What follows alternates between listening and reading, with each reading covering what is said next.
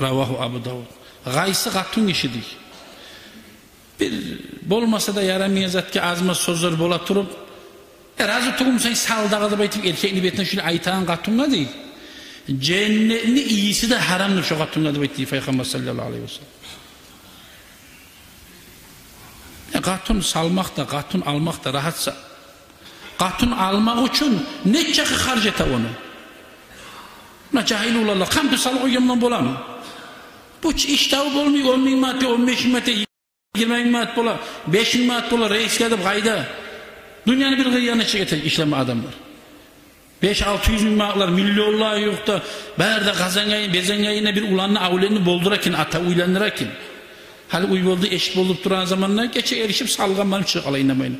Yani bu katun ne teganı zattiğinden ayrı, ata gizli, ana gizli öyle şey gizli. Rahat mı çok kapek bu yetmeye eşik etme adamlar.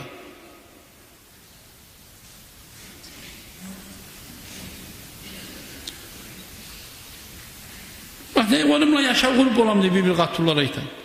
O neyimi girdi münşiyi kazanadı. Yani Allah bergendir o kadar. Şimdi sabır bol, inşallah Tanrı sakada verir. Barda barmaklarda tuğul bir ten. Barda insanların sıfatı bir ten. Biri o büyük, biri o alaşağı. Bugün yardım sen Tanrı'la baylı olursan. Tanrı'la bayılarda bir sürü yardım olup alıp da vurganımız. Baylık mı ekavcıyla birbirini tanıp anlap arı takli yaşasa şundan ulu baylık var mı?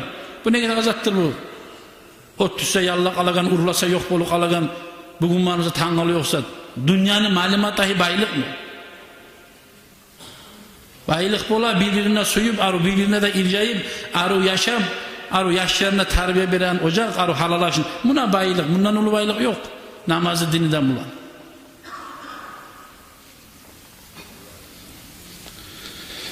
Ne diyor Allah-u Teala Kur'an'da?